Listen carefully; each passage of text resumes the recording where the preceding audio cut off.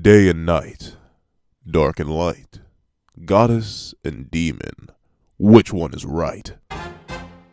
Before we hop into this comparison on the Goddess and Demon clan, please do me a favor and tell me which clan you think is better in the comment section down below. Leave a like and subscribe if you haven't already. Also, make sure you hit that little notification bell so you don't miss out on any videos that come to the channel. Now, let's get into it. What's up, guys? I got the pencil here, and here we are to compare the Goddess and Demon clan. So technically, this isn't really a versus battle. It's more so a versus comparison. Which clan is not necessarily stronger, which clan would win in a fight, but which clan would be better to be? Which clan would you rather have the abilities of, and which clan overall may stand above the other in terms of certain factors and facilities. We'll talk about that instead of the typical versus battles such as Mael versus Meliodas. This isn't going to be a battle of two specific members, it's going to be a battle of species in general.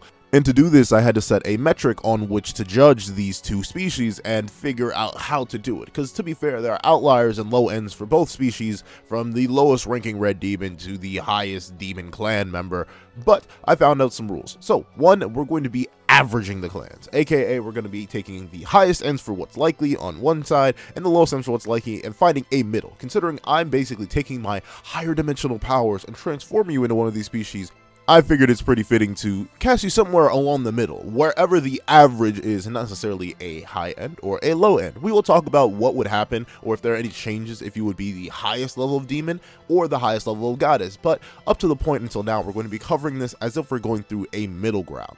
Second criteria, we are removing the two deities of these clans. So the Demon King and the Supreme Deity are not allowed in this video. They'll be in their own video once the movie drops, and we actually get to see what the Supreme Deity can do. Because to be fair, if I were to include them in the video, it would be a little bit too unfair for the Supreme Deity, considering she only has one fight and supposedly one ability, which is two, creating and cursing people. And while those are good abilities, it's just not enough, and considering the movie's coming out soon anyway, it's very likely that she's going to get more abilities that will be covered on in that future video.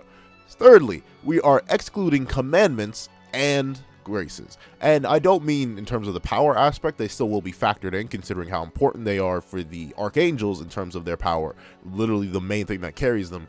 So I will be including the raw power aspect and the raw speed aspect, but I will not be including any of their special properties in terms of the abilities. Fourth rule, their abilities must be shown at least 2 or more times on 2 different members of a clan for it to be considered a clan-wide ability, or at least a demon-specific ability that you would likely have access to if you were to become one of these species. So things like Trillion Dark, Ominous Nebula, or something along the lines of Let There Be Light, or even the Greatest Sun, are not available to the entire clan. They're specifically for specific characters, and thus they cannot be just handed out freely like candy. If I make you a random member, I have to make you Meliodas if you want Trillion Dark. And we may talk about that towards the end of the video. But those are my main criteria. We'll be discussing that, and for other videos that are sort of going to spawn off of this one, obviously you have the Supreme Deity versus the Demon King, which one would you rather be? And then you're likely going to get a Commandment versus Grace, which amp is better. Those are the kind of stories that will pop off of this one, but I want to start with Goddess versus Demon, considering how integral these two clans are to the world of 7 Deadly Sins. So enough time wasting, enough discussion, enough rule elaborating, let's get right into it. We are going to be breaking this video down into 3 basic sections, just as we would break down a regular versus battle. So that means we're going to be covering power, speed, and abilities, and which clan takes which in terms of their respective sections. Now, let's get into it. Now, in terms of power, even if I take the direct average of most beings, due to the high level of outliers in terms of the Demon clan, even including the raw power of the Graces backing the Archangels, the average demon will be stronger than the average goddess. And that's simply for the fact that the average demon is really carried by all the royals. That's the thing. Meliodas, Zeldris, Cusack, and Chandler are rivals, if not flat out superior to the 4 archangels generally, and that's just 4 demons. You still have beings who can stand up to the 4 archangels, such as a Prime Galen, a Prime Derriere, and even a Prime Monspeet, and then you have beings who are lower than the archangels but can still keep up slightly, in the case of someone like Fraudrin, who in his prime state was able to smack Sariel, but he just couldn't do any real damage. So in terms of raw power, due to how many higher end beings there are in the Demon clan and the sheer number of them, it is very, very likely that they surpass the Goddess clan in terms of raw power, especially since we don't really know a lot about the lower level of the Goddess clan. There's too little information on them, and considering their highest point in terms of raw pure actual power is likely Elizabeth, who at best is a rival to a full power Prime Meliodas, not to talk of an end of series true magic form Meliodas.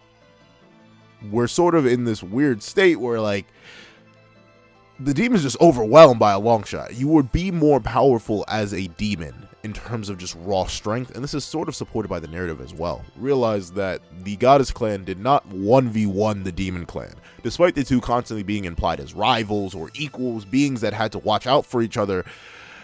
The Goddess Clan had to jump the Demon Clan with all of the clans, and that was after they lost their best fighter. For the longest, it was a stalemate, and that's only because most of the Demon Clan was passive. They weren't really that active in terms of dealing with the people of the rest of the world. Sure, they wanted to, but they never had any reason to. Once Meliodas left, they were forced into a full-fledged war, and even with the Demon Clan's strongest fighter leaving them, they still did just fine. And that's just in terms of the Holy War. Obviously, you have characters that get way stronger post that point. You have beings like the original Demon. You have the beings like Demon King's Power, Piety, Amp, Zeldris. You obviously have post-purgatory Meliodas. There's a ton of demons that just stand superior. And then, of course, you have Chandler and Cusack, the two supreme rank demons. There's a lot of just raw power sitting on the side of the Demon Clan that really puts the Goddess Clan to shame, because all you need to really say that the Goddess Clan would lose to the Demon Clan in terms of just raw power is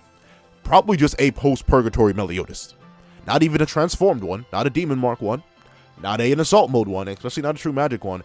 A base post-purgatory Meliodas could very likely, if not flat out solo, do pretty darn good. Like, the only challenge would hypothetically be Elizabeth, but even then, I feel like that one's a little bit contentious, and we will talk about that in the future. So in terms of raw power, you do want to be a demon. If you're optimizing for strength and strength alone, be a demon. You're able to, on the mid ends, even if I were to average you out, including all the fodder, because we have to assume that the Goddess Clan has an equal amount of fodder for them to be an actual war, an actual proper war. And even then, really, you can imply, considering the fact that how many races were fighting the Demon Clan's fodder, including the red demons, the gray demons. Well, I mean, Albions technically aren't demons, they're just creations of the Demon Clan. But considering how many beings were fighting against the rest of the world, with that amount of power and those numbers going against each other for the Demon Clan to even stand a chance with their numbers, that means in terms of raw power, they're making up for the number difference. So even the fodder versus the fodder is probably going in the Demon Clan's favor. Then you have the mid tiers, which honestly is really just arguably the Divine Lance Corporals and or the Archangels, or the lesser Archangels would be your mid tiers, and they get hard countered a lot by Commandment tier fighters, which there are an abundance of. Well, not hard countered, but they do run into trouble with a lot of those beings. And then you have the high tiers, which is absolutely body bag each other. Well, to be fair, the Demon Clan body bags the high tiers of the Goddess Clan, with the only real chance coming from Elizabeth, but that's if a post-purgatory Demon Meliodas stays in base. And we don't really know the outcome. Even if I were to limit to a Prime Meliodas, still, the amount of support he gets in terms of him either equaling or just surpassing Elizabeth when being serious. And then you have Zeldris, who rivals Ludashel. You have Mael, who only for 1 minute is supposedly an equal to Meliodas. Well, there's arguments on that, and we can go for days upon days upon days. It's considering how nebulous Mael is, and the only feat we have for a Prime Mael is him running from a Prime Demon Mark Meliodas. The scaling is pretty heavily in the Demon Clan's favor. If you want power, you be a demon. It's simple as that. Because even if you aren't the strongest demon, you can become one of the strongest demons by sacrificing your mind and body to Endura. And while you don't want to do that, that means you're very likely going to surpass even the Archangel's levels of power. Even if you're just assuming you're a higher tier commandment, though reasonably with the high end of True Magic Meliodas, you would definitely be way stronger than that, considering he's right there on the end. He's the highest limit. So yeah, in terms of just raw power, you want to be a demon. The Goddess Clan, while rivaling some of the demons, just can't hope to surpass all of them, especially their peak leader sort of being in terms of Meliodas. But enough of power, let's hop onto speed. Speed for both cases is actually kind of interesting, because for the most part they are relative, except for when you get to the end again. That's where the demons sort of start to take the lead a bit in terms of speed, because one, they're relative. Like, the commandments are relative to the Archangels while both are in their prime. You obviously see Galen possibly being even superior to the Archangels, casually blitzing through Tarmiel, and Derriere landing 54 unanswered shots into Tarmiel's face before anything can really happen. And then, of course, you have Sariel being kept up with by Mon Speed. And then you have Ludishel, who gets blitzed by Demon Mark Meliodas. Though it's perception blitzing, you could argue once again for days on end that Ludishel was off guard, even though he should be able to sense Meliodas, you know, literally like the strongest character in the entire world outside the two deities, transforming and charging up in front of him. He should be able to sense that. I believe he got blitzed, but I understand if people don't believe that. Thing is, just in general, the implications for prime wartime states is that speed is actually kind of equal. Once you get to the highest ends, if we're ignoring any end of series stuff, like we're ignoring a true magic Meliodas, a post-purgatory Meliodas, then the two clans are relative, pretty darn relative, because we'll just go with the idea that Elizabeth and Meliodas equal out both at full power, and we'll go with the idea that Mael is able to keep up with Zeldris for the most part when Zeldris is fatigued, when both are fatigued really, and both are missing certain amps. Really good in terms of speed for both sides. Once again, the sort of overwhelming push comes from the fact that there are more demons in number that are relative to the Goddess Clan in speed that would make it so that their lower amounts of speed, such as in the cases of your Tarmiels, your Sariels, are not kept up for. They're not answered for, essentially, by the Goddess Clan. They're left in this sort of deficit, especially once you start to include sort of end of series things, and you can argue with statements like Ludishel admitting that Zelda surpasses the Grace Flash and stuff like that. But even then, you could argue that that Flash is limited to the human body and it's not allowed to go all out. So I can definitely understand both arguments that way. But once again, you include just a base post-purgatory Meliodas, a being who's able to keep up with, if not absolutely blitz and dominate his father, who's in Zeldris' body, which is amped by the 10 commandments, all 10 of them. And then, of course, he can transform 3 times. The gap in speed, once again, just widens way too far for the Goddess Clan to hope to match. You would want to be a demon if you want to compensate for your speed, essentially. Once again, the demons sort of come in and show that they're a better combat fueled race, and that makes sense. They are literally built for combat. You'll even see that in their ability section, whereas the goddesses are shockingly enough more built for support. Like, they're not necessarily supposed to be the most offensive species, despite them having a lot of powerhouses behind them. And thus, that speed with high tiers like the Supreme Rank Demons, Chandler and Cusack, your Zeldrises, your Meliodases, and of course you even have commandments that are able to keep up, and if not even blitz Goddess Clan members, such as your Galans, your Derrieres, stuff like that. You have these beings that can definitely keep up with the Goddess Clan, if not just directly surpass them. It sort of just becomes a problem for the Goddess Clan to keep up in terms of raw speed, because they just don't have enough. That's the thing. They're lacking in certain aspects when it comes to speed, and that's not good for them when they're already lacking in the power department relative to the Demon Clan. So in both power and speed, the Demon Clan seems to take the edge. So the only thing that's really left for the goddesses to hopefully get a hold of is the ability section. So enough delay, let's hop right on into it.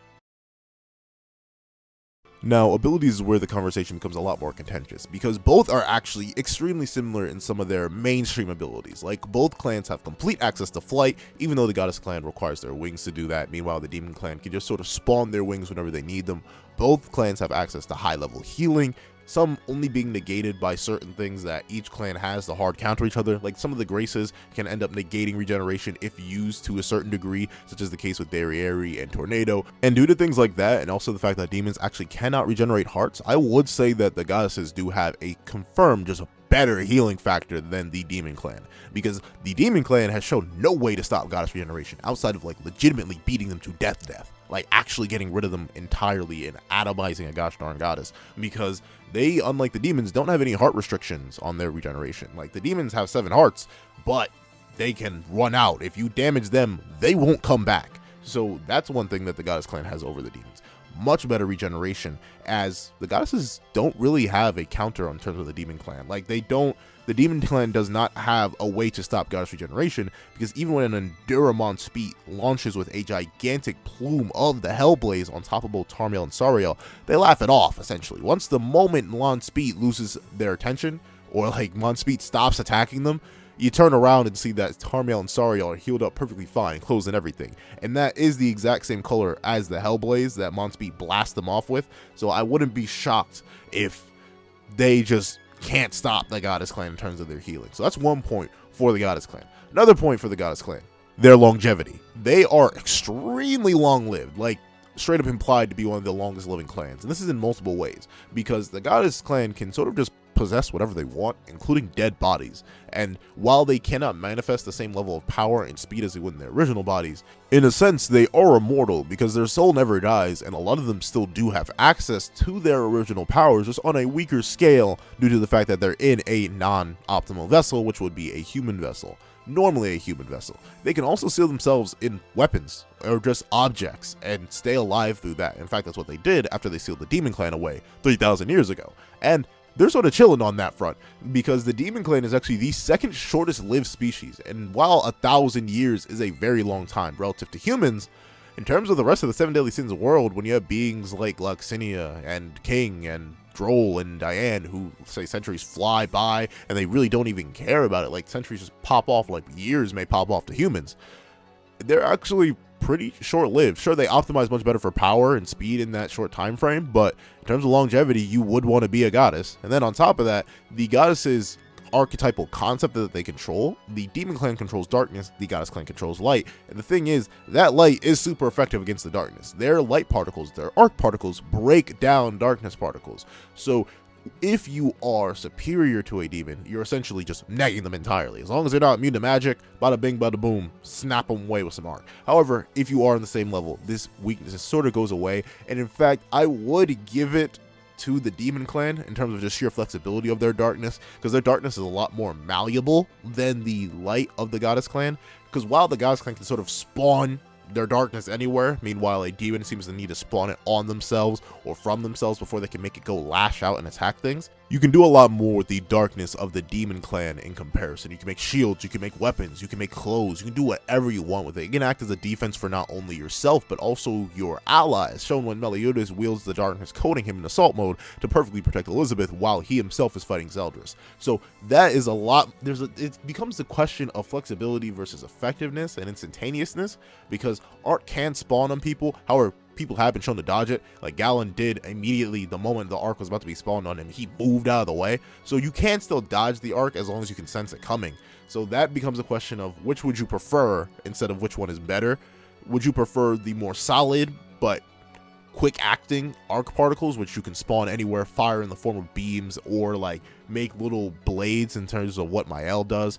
Or would you rather have the much more flexible but more you-based darkness constructs, which allow you to defend yourself and defend your opponents while attacking at the same time? That's all up to you. Personally, I like the flexibility a bit more, and considering the arc particles super effectiveness can sort of be negated by a raw power difference, and also can be sort of upheld and kind of ignored considering how much more flexible darkness is, I would personally lean towards darkness in terms of that. However, there are some abilities that either side just doesn't have. Like the Goddess Clan just has the absolute ability to vaporize or atomize or just erase the soul of another being. But to be fair, like the conjugation, or not necessarily conjugation, this what is the Spanish class, like the implication of this is that it has to be a impure or abominable soul, and we never get to see a goddess use this on a being who's actually on their level. Like there's no one who ever tries to like use Purge on Meliodas or Zeldris. So that's very likely an ability that only works on lesser beings, but still, that's very, very good. Another ability that the Goddess Clan seems to have only to them is healing. They are fantastic healers, if not the best healers in the entire verse outside of like maybe Gloxinia, and that's only with one limited usage technique he has. Meanwhile, the Goddess Clan just in general, from the most combat heavy ones, are just amazing healers. Look at Mael, a person who's literally known as one of their strongest fighters, if not their strongest fighter. I know there's contention on that. There's him who went from, oh yeah, by the way, I just one-shot the original demon and fought Zeldris, to hold on, Escanor, I see you're missing an arm or cut and bleeding. Let me just tap your forehead real quick, heal you all the way up to max. Like literally regrew his entire arm. He basically gave him goddess/demon tier regeneration for 0.5 seconds, which is extremely good. And the thing is, this is like a universal healing. It doesn't just require themselves. It can work on even demons if used properly by proper healers like Elizabeth, who's arguably the strongest healer in the verse, considering we haven't seen her mother heal anybody. that is pretty darn crazy. She's able to do some wild stuff. The Goddess Clan in general is able to do some wild stuff in their healing, and it's used on multiple people, by multiple people, from Ludichel to Mael to Elizabeth. So healing is a very good trait that they have. Also, they have the ability to just eliminate any sort of impurities from a being using things like tranquilize and invigorate. Like, they're able to completely remove anything along the lines of like debuffs or alcohol poisoning, stuff like that. These things that would generally hurt a person, they're just able to completely get up out of there with a quick snap, as long as they're conscious enough to do it to themselves. So if you don't have that, then you're maybe in trouble. If you're a goddess but your mind's so addled that you can't clear it, then you're in trouble. But other than that, you're perfectly fine. And then another ability that they have is sort of this lightweight mental manipulation. Like through Breath of Bless, they can amp a person's magic and like make them stronger by pushing their body to their limit. But at the same time, this turns them into zealots for the Goddess Clan that completely obey their every single order and send them on the attack spree, basically until their death. So while it wouldn't be good for any goddess who, well, no, it wouldn't be good for anyone you cast it on as a goddess. It would be good for you yourself because you have pawns that you can get rid of if you really want to. And the thing is, you can protect them, you can support them with your healing as long as you dedicate your time to them. So you literally could just have an amped army of warriors while you yourself are acting as more so the support. And while it is known as cheat hope, while it is known as something that overwhelms their mental facilities of whoever the victim is, it's still a very good technique and honestly helps the Goddess Clan out a lot. Also, they have possession. And to be fair, this is something that both of them have. However, the difference between the two is that the demons more so take over bodies by force, and thus they don't get access to their original powers. They have to use whatever power that their vessel has. Meanwhile, the Goddess Clan can take their own powers and seemingly also the powers of the user, except that there's no restriction on the powers of the user, essentially. Like, it's likely that a goddess can use both. We've just never seen them use both, considering every single goddess that's possessed somebody has been an archangel tier fighter who has their own level of magic that probably far surpasses the base human they decide to possess. So they use that instead, which is very, very good for them. However, you could argue that demon possession is better, going off the fact that a demon can sort of leave implications or like leave orders inside a previous host, such as the case with Fraudrin, still having control over Hendrickson while his main focus and main possession was Dreyfus. So it really all depends on which you view as more useful. Would you rather be Freaky Friday and everybody and like hopping between body and body and having a whole army of people you control subconsciously and then having your main body, or would you rather have one solid main body where you have access to at least a portion of your original power? That becomes the question there. And then of course you have the weird, but we've only seen, we know Elizabeth taught it to Droll and Gloxinia. So does it count? Does the time regression spell count? It's a very interesting spell. I'm assuming that Elizabeth learned it from somewhere. I don't think she came with that on her own. So I will give the goddesses the time regression spell. That's something that they can do and only they can do, which is very, very good because you can just send your opponent back on time. It's a free get your opponent's soul out of here without having to purge them. Like, if you just want to send your opponent's soul on a spiritual journey without having to worry about them, like, disappearing forever, well, they could still disappear forever if they make the wrong choice. That's the crazy thing. So, yeah, the time regression spell, very, very good. All good abilities that are common for the goddess to have. Like, even you, an average tier goddess, would likely have access to all of these abilities, considering still the higher ends of the Goddess Clan would sort of put you on the echelon where you could use techniques like Breath of Blast and stuff like that. Then we have the Demon Clan's more exclusive stuff, and that includes stuff like the Purgatory Fire or the Hellblaze, whichever you really want to call it. And this is a flame that negates the regeneration of even immortals. We haven't seen it work too well on goddess tier healing, but to be fair, goddesses have some of the strongest healing and regeneration in the entire verse, so I'm not shocked that it doesn't work on them. But it's even able to slow down, if not flat out negate, Bond's immortality, and Bond's immortality helped him survive Purgatory, literally the most inhospitable location in all of the entire verse, and he managed to make it just fine with his immortality, but the Hellblaze ended up negating it. And then of course you have the specific things that they also have access to, like their own little life manipulation, which is soul eating. They can either touch you or whisper a couple words and suddenly your soul has left your body and they're eating it. And of course they get a power amp from that, and also they get access to all your knowledge and abilities. So unlike anything where you could sort of help the soul out, you remove it from the cycle of reincarnation and you sort of permanently kill it. Like, that thing's gone once a demon eats it, which is concerning for the person you use it against. But in terms of a good defensive and offensive strategy, that's very, very good, because if you're getting beat down, touch your opponent as a demon, their soul's getting yanked out unless they can resist something like that. Or if you're far away from somebody and you just want to ruin their day, just and suddenly you have their soul in your hand and you're munching. So it's really whatever you prefer, honestly. So that's a very good ability that they have access to. And considering I'm turning you into a more higher level demon, and considering how strong a lot of the high ends are and how much that raises your power level in turn respective to the rest of the clan, you would very likely have access to the Endure transformation. However, I wouldn't recommend it, despite it being a unique demon only ability, because of how dangerous it is, because you can't combat. You won't always have an Elizabeth on ready to revert you.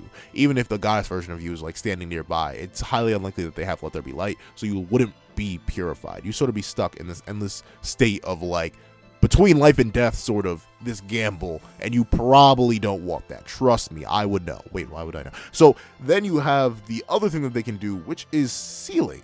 And the interesting thing is that their sealing is only shown twice, but it's shown to be very effective both times it's used. Like, Meliodas literally died, and Gelda's seal still stayed on. Like, the seal that he made out of the darkness stayed with Gelda forever.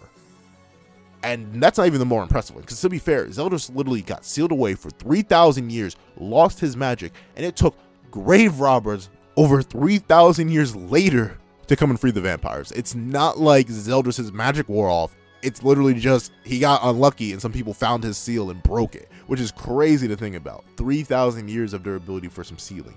Very, very good. And this final perk is kind of interesting, and honestly it could be heavily debated on, but the final unique point that the demon clan has relative to the goddess clan is just the fact that they're unique. The demons have a wide range of magical abilities, and they seem to have an aptitude for learning different spells. Like, you have magicians like Gothar, you have magicians like Chandler.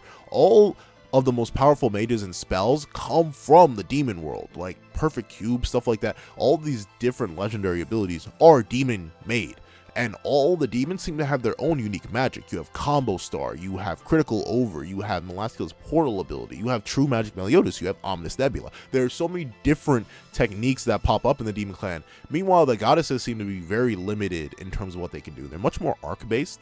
We never actually get to see goddesses rock out with their own unique abilities. We know that they do have some, because Zaneri and Jenna do have their own little elemental based abilities, but that's nowhere near to the variety of the demon clan, so I will give the demon clan that. So in terms of abilities, honestly, in terms of an overall composition and biology, I would actually probably give it to the goddess clan, because the demons are much more built offensively. But honestly, you know what, we'll tie this section. We'll say that the goddesses do have a solid repertoire, just like the demons do. And we'll get into the conclusion now and talk about which species I overall think is better and why.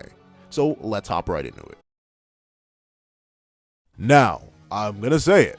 I do believe if you are optimizing for a short use, long time, power speed based build, if you want to build yourself with the most optimal power set that's built for offense, if you want to be a menace, be a demon. Hands down. You have the higher average power level, you have the higher average speed level, you have comparable, if not arguably better, combat based abilities in the goddess clan, because sure, you lack healing, but your darkness is way more flexible. It can be made into weapons. You're very likely to have your own unique magic that you can stack on top of your own generic already broken hacks, such soul stealing and stuff like that. You're overall a menace if you want to be a demon. And if I'm just going off power and speed, and obviously which one took the most categories in this video, it would have to be the demon clan. If you want to be a decently long-lived, I said short-lived, but 1,000 years is still a long time, especially for humans, and you stay a menace for a long time, because look at Gallon, that man's 997. That dude had 3 more years to live, but he was living his best life doing it. So you do have a long time as a demon to rock out till you knock out. So you do have a while as a demon. However, I would still say that goddess isn't necessarily that inviable of an option, and it really depends. In our world, take either, really. It's a 50-50. Like, if you want to be like this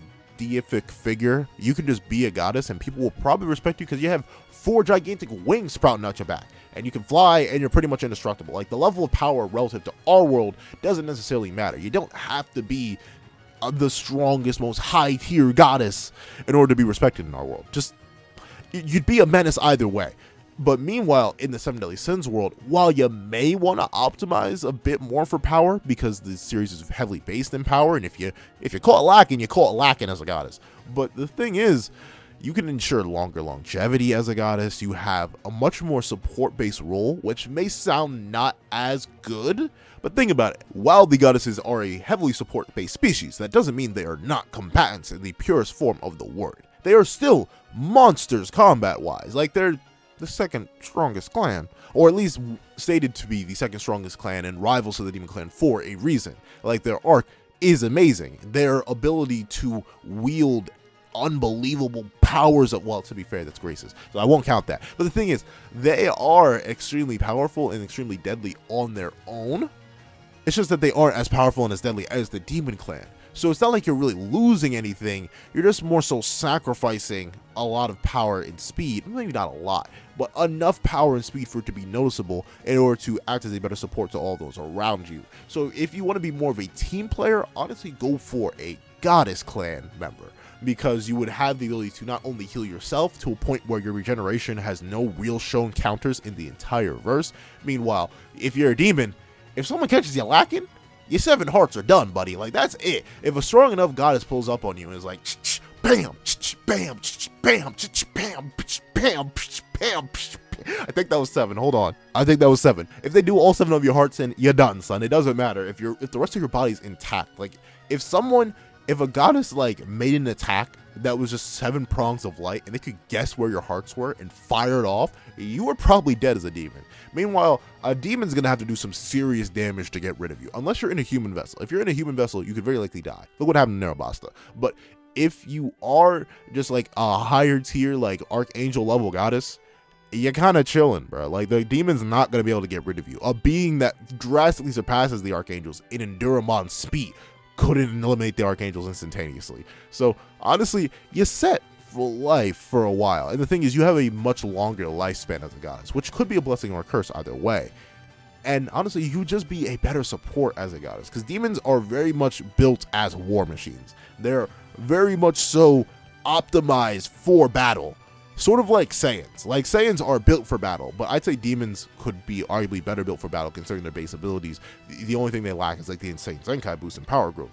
Meanwhile, as a goddess, you're much more balanced. Like, if I had to take a Dragon Ball comparison, it's like Saiyans versus Namekians. Like, Saiyans are 100%, 1000% optimized for battle. They have transformations specifically made to amp their power. They have these things that allow them to grow stronger through battle. Near-death experiences make them much stronger, stuff like that. And you can sort of see that in some demons, like, Meliodas achieved more of his power once he had a near-death experience. He has transformations that allow him to reach into further depths of his power from his base state all the way up to his true magic state. These are transformations, stuff like that. But at the same time, you as a regular average demon wouldn't have much access to those. You'd probably just have a base state and a demon mark state, and you could probably control levels to your demon mark. Like, you could just let out more and more power to a certain degree, which is still good, but not as good as any of the high tiers or any of the royals, which is the main thing you would probably want. But at the same time, it's like, it's a real 50-50 for me. Because, like, do I want to be a more support-based type that wouldn't mind helping my friends out, or would I want to be a menace? I think due to my lack of interest in being a menace, both in our world and the Goddess Clan, well, in the Goddess Clan world, in Seven Deadly Sins, I think I would personally lean towards Goddess. And even if my wings are a problem, which I could definitely see them being, you can cut them off. Look at Nanashi. Nanashi is a goddess. He just cut his wings off and just decided to not heal them back.